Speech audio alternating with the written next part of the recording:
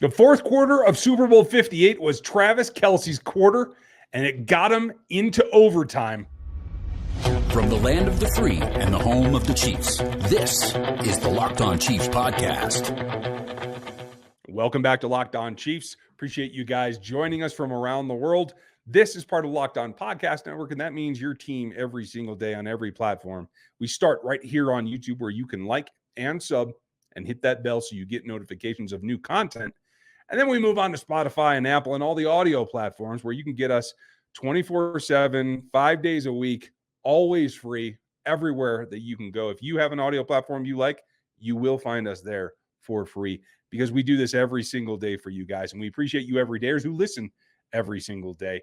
You're going to get 5 shows a week. You're going to get some extra content as well. And you can get even more over on the text line at 816-357-8781. As we get ready, we are breaking down every quarter of this Super Bowl, including overtime, which will be coming on our next show. But today, it's about how they get to the overtime to get this win. And it comes down to a couple of things.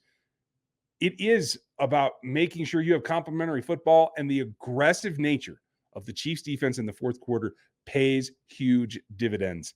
On top of that, there are a number of special teams plays, including the game turner that happened in order to set up this run for a tie ball game in regulation. And it all starts, as it always should in this particular case, Mahomes to Kelce getting the job done. No play in this game really stands out for the fact that Travis Kelce got up to a speed he hasn't reached in 3 seasons on this particular play. It's a 22-yard catch where he just runs a slant across the face of Warner. He gives him a little stutter to the outside, cuts to the inside, and he is off to the races. We have plenty to talk about on this play, but how surprising is it to you that he gets up to over 19 miles an hour for a guy his size at his age, who started the season missing a ball game with a bad knee? At his age, I'm calling it 20 miles an hour. I'm going to give him I'm going to round up for him. It was a fantastic play by him, and for him to be able to run away from Warner, who's one of the best linebackers in the NFL, and has speed to burn himself. It's a fantastic play by Kelce, and it goes further than just the speed. It's also the knowledge of where he is on the field and the knowledge of, I need to go out of bounds. I'm going to try to get as much yardage as I can, but I am not turning this back inside, because if I get tackled, I have to take a timeout, and it limits what you can do at that point. So he goes out of bounds, and 10 seconds left in the game, they get one more shot at the end zone before the game tying field goal. So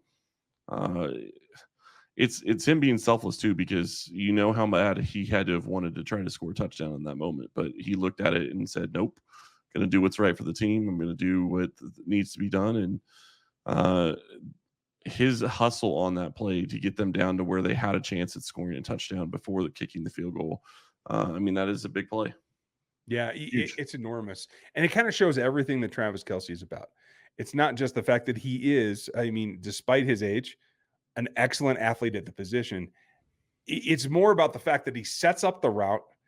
They'd come off a play earlier where he had done a very, very nice job. And that, I think, probably aids in this particular. But being able to sell the outside portion of the release and cut it back underneath, you can see that Warner was caught off a little bit guard, a little bit on his heels in the change of direction phase. And that's something that, as we go through the years of the draft, Fred Warner was very, very high on the change of direction. Very few guys at the linebacker position have scored better than him in his change of direction matrix. Willie Gay happens to be one of them. We'll talk about Willie coming up next week. But that aside is just the fact that not only does he get the release, but he's running so that he gets a block. He picks one up. No Gray's coming off on what mostly you're going to call that a rub route. He does avoid him, so there's no contact. But he turns it up, and it's not just about trying to make a play. It's trying to stretch that play out. And my favorite thing about it is at the very end, he delivers the blow.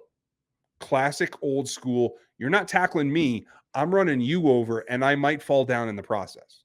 Yeah, and it looked like he paid for it a little bit because he got up a little slow after that. But, you look at it, and the thing that really sticks out to me, we can talk about the play in more detail, but the reality is they get the ball with 16, or they are at the point where They're at the 33-yard line with 16 seconds to go, and this play takes 6 seconds.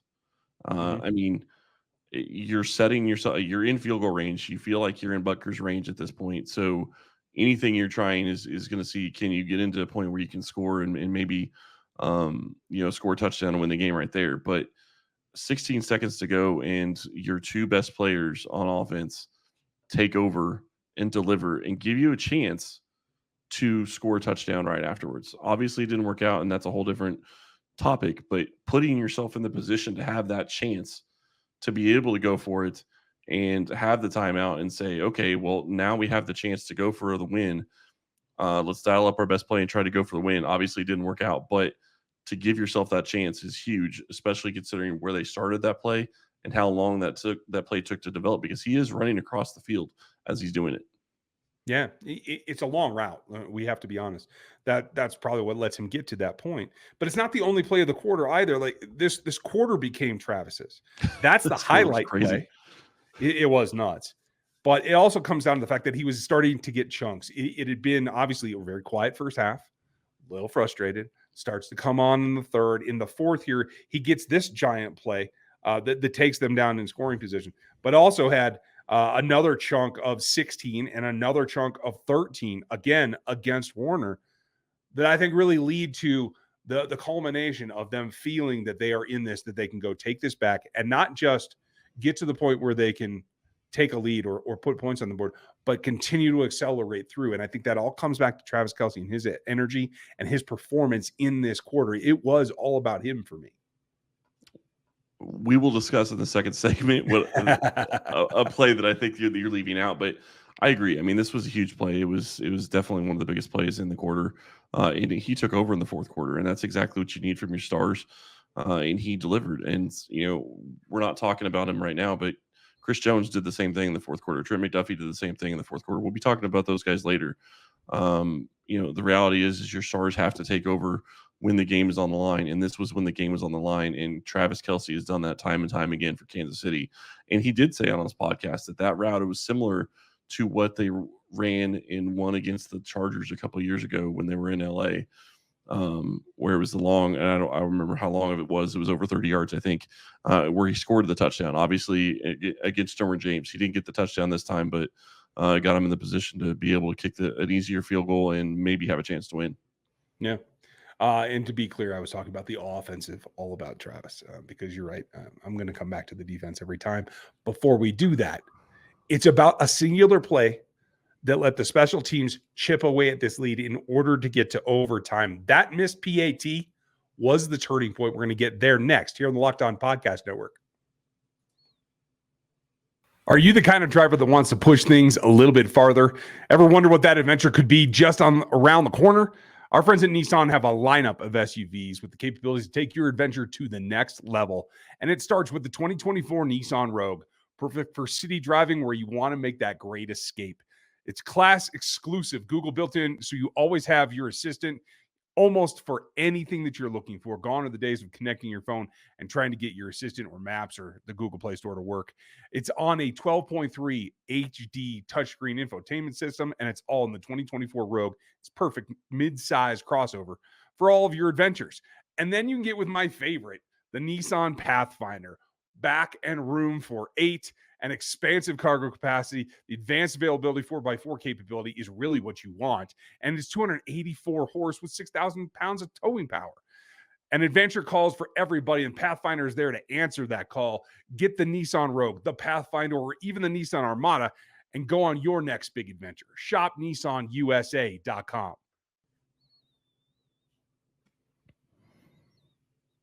If you have not seen a 24/7 feed that gives you all of your favorite Locked On shows yet, it is called Locked On Sports Today, and it will give you just that, plus us and a whole other bunch of shows that you want to get in on.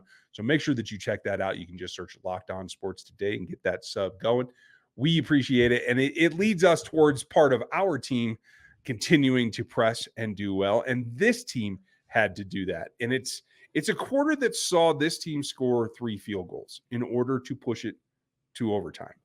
That's significant, but it pales in comparison to the one thing that allowed that to mean it, And that is a play that came after you gave up a touchdown. Yeah, and give flowers to Chanel. He'd probably eat him or destroy him, but give flowers to Chanel. That guy is amazing. His ability and it's crazy because you watch how he develops all season last year and he doesn't really do much, and then the Super Bowl he makes big plays, and he did the same thing this year.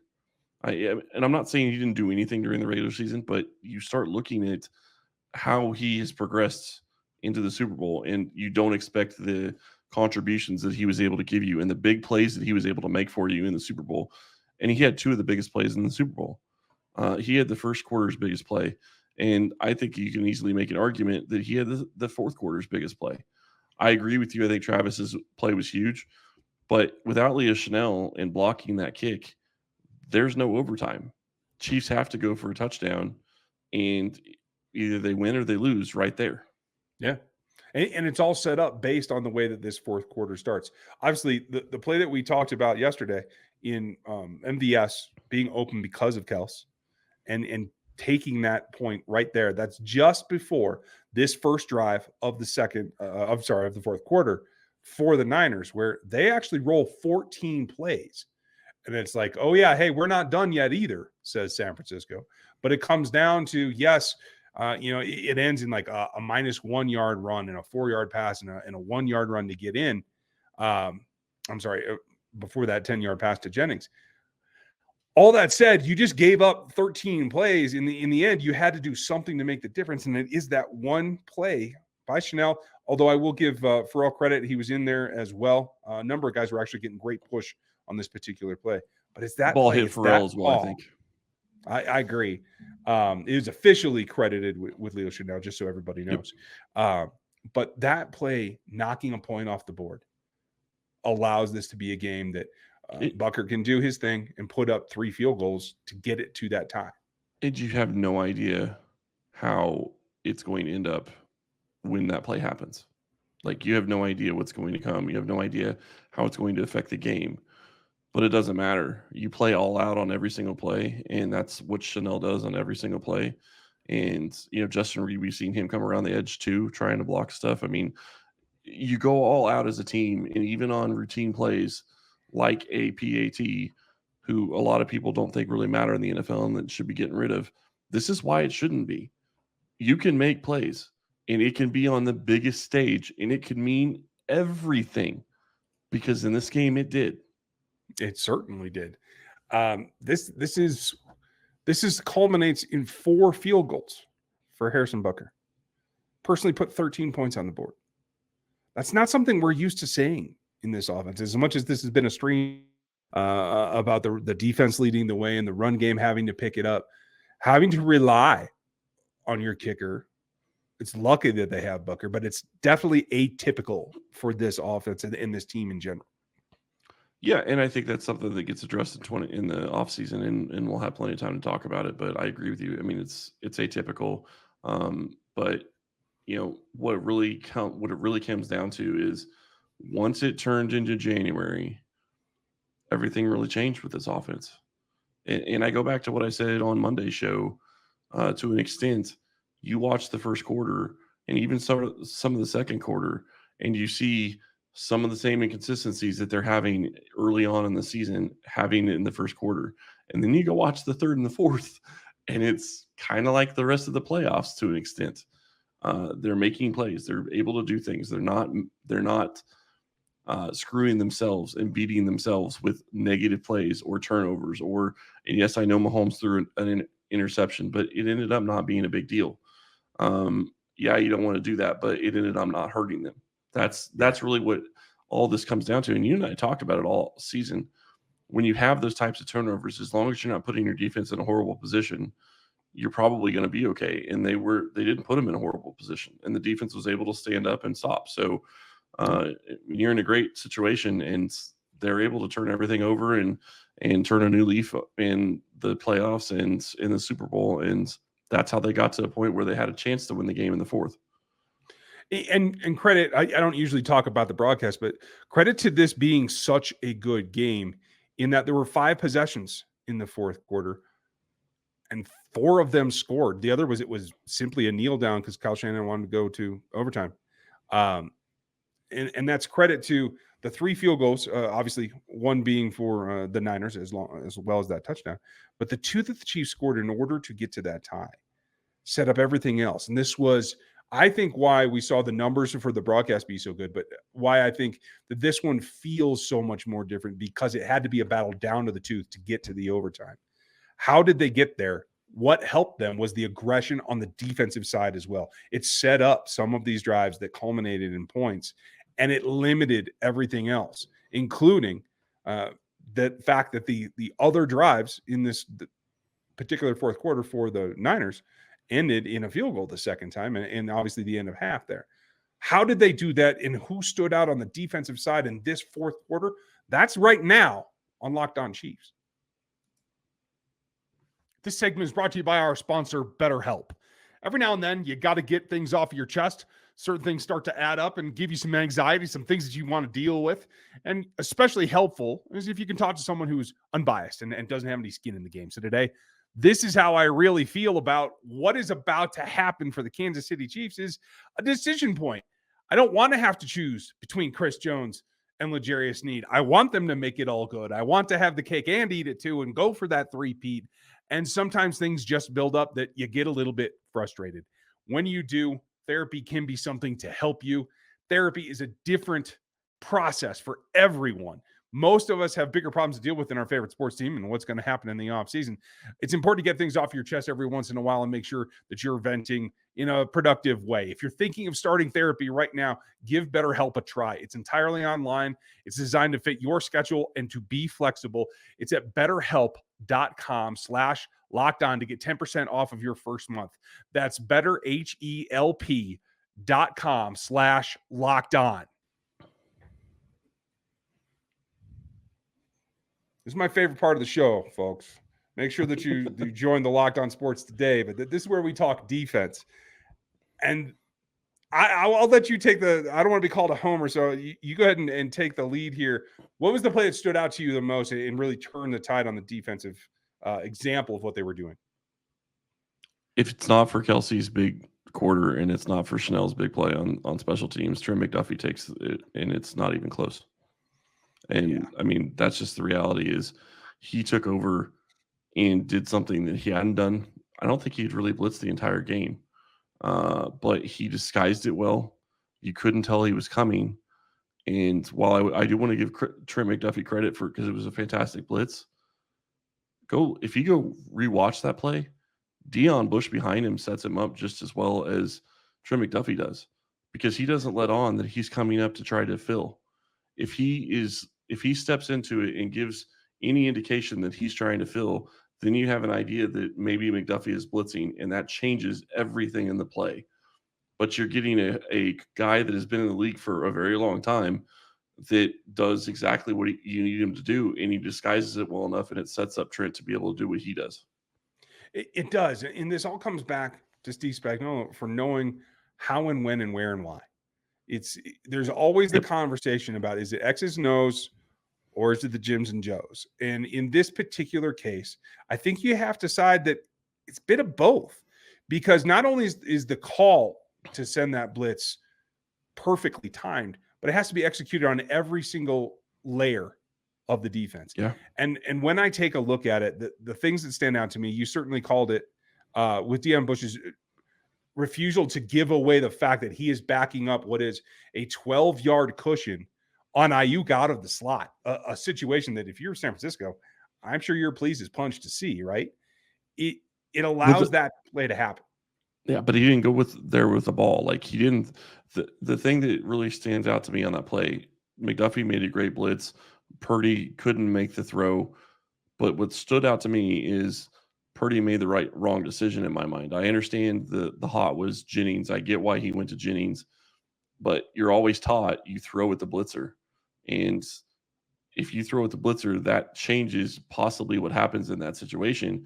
And why it was such a big deal is because that is the last play. That is the first play after the 2-minute warning in the fourth quarter. And if the Chiefs don't get a stop, San Francisco gets a first down. they probably run out the clock or get very close to running out the clock before they have to kick a field goal, and the game ends with the Chiefs not even getting a chance to tie it, to send it to overtime. Yeah. And it leads so well to what I think Trent McDuffie really has shown us in these 2 seasons. And honestly, for a lot of people around the league, it's hard to remember that he is only a second-year player in this league. And it's All not pro. just all pro second year. And it's not just that he has this natural ability and instinct for pass rushing, which he didn't actually get to use at Washington very much. That is all certainly true.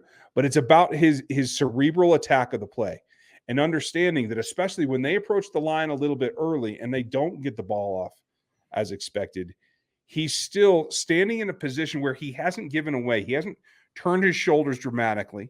He looks like he's taking a little bit of an inside stance to keep that leverage for him, but it doesn't give away that he's coming, because Dion is one thing behind him, but he's the guy that could give it away the most, especially when you're guarding a guy like Ayuk. No, absolutely. So it's his patience and his stamina to do what he's been coached, to understand that he is the chess piece that is the attacker. He's the queen on this field right here. And that's, I think, a different level that we didn't expect him coming in. And it's the quick twitch as well. I mean, it's the second the ball is snapped, he's gone. Like, you can't delay on that at all, or you're not going to get there and you're not going to make that play. So it's everything. And then you talk about, and something we've talked about a lot at times, the football IQ of this entire roster, but it shows specifically on those two players specifically right there. Deion Bush's football IQ to know the moment, Trent McDuffie's to know the moment as well. And I agree with you. I mean, Trent McDuffie, he's the one that's going to tip it off the easiest. I'm just saying Bush made a good job of not giving any kind of tell at all, because QBs are always going to be looking at safeties, trying to figure out what the defense is and what they're doing. So he's going to be looking there regardless. Yeah, you're absolutely right. And that's not to take away from the fact that his disguise of the blitz helped, but it's Spags making the aggressive call, and it's the defensive lineman occupying the blockers, because you do see the call on the offensive line has to address everybody else, including Chris Jones, to take away and leave that alley for McDuffie to attack through. It's just well designed all the way around and well executed. And it's that aggression that I think, as we watched through the fourth quarter, had to tick up and tick up and tick up. And that's how they got to the point where they could come back. And it's I hate saying it this way, but it's the huevos to be willing to do that. Well, no, I mean, that's what it is. It's the guts to be willing to send an all-out pressure when the game is absolutely on the line. If they don't get a stop there, game's probably over and they're not winning the Super Bowl. But Spags looked at it, and it looked like, from the setup of the defense, it looked like they were going to be playing off and they weren't going to be sending anybody. And he disguised it well enough to where McDuffie gets a free shot, and it doesn't matter how good of a throw Purdy would have made on that, because McDuffie got his hands up. Even if he wasn't going to get there, he was making sure that ball wasn't getting past him. So, that was the other part of the heads-up play. Yeah, it takes a village, and on this particular play, everybody did everything right, and it was the right call, and it was aggressive enough to put a young player in what I think, as I'm rewatching it right now, as we do this, I'm just seeing the fact that it's the surprise factor. It's seeing it out of the corner of the eye that the McDuffie's bearing down on him, and I think he sped up his release, and I think that led to the off-target pass. It all comes together to get the outcome that you need, and it just felt like when the Niners were starting to fade, the aggressive stance of the Kansas City Chiefs is what raised them up through this fourth quarter to get to overtime. And the crazy thing to me is he's throwing it to Jennings, and I don't even know who had Jennings on that play. Was it Snead? Or is it Watson? I mean, somebody has Jennings. Like, he's throwing it to the guy that's still covered. So regardless, if McDuffie doesn't get there, the ball gets away, there's a decent chance that whoever's playing corner on Debo at the time, I believe is who he's throwing to, wasn't it? So I'm pretty sure that it's Jennings. I'm sorry, I already said that. It's maybe not going to get complete regardless. So he's picking the wrong person to throw it to because it was his hot read, and it makes it hard. And I had to watch it again. It was L'Jarius Sneed on Jennings. Yeah. And that pushes us to the point which makes you feel even better about it. Sorry. Yeah, right. And again, I talked about this pre-game that you're going to have times when you have L'Jarius Sneed and Trey McDuffie on the same side of the ball, and that certainly is that situation where you can rely on Bush to take that vacated space away from the slot receiver, knowing that you have L'Jarius on the outside. Yep. All that leads up to this ball game being tied, folks, as we end regulation here on our quarter-by-quarter recap of Super Bowl 58. We are now going to the penultimate period. We'll talk all about the overtime, the plays that are made, how they got there, and what turned the tide to get this Lombardi coming up on the next show. You can get all the information that you need, especially if anything breaks in the meantime, on our text line at 816-357-8781. Make sure that you like and sub and hit that bell. We appreciate you hanging with us. This is a lot of fun, and the detail that we go into here is something that we've been planning for quite a long time. It's going to culminate in the next show when we go to overtime. And hopefully with us, hosting a little mini trophy or something. We'll see what we can put together. But we appreciate you spending your time with us. Make sure you like, sub, hit the bell. Check out the rest of the Locked On Podcast Network, as well as the Locked On Sports Today feed, which I think you are really going to enjoy. We are having a blast. It is approaching as we finish up this Super Bowl and look forward to the next phase of the offseason. This is the culmination. Thanks for being with us. Thank you for your support. You everydayers, we will see you next time, as well as everyone else. Thanks for joining us today. And we'll talk to you next time.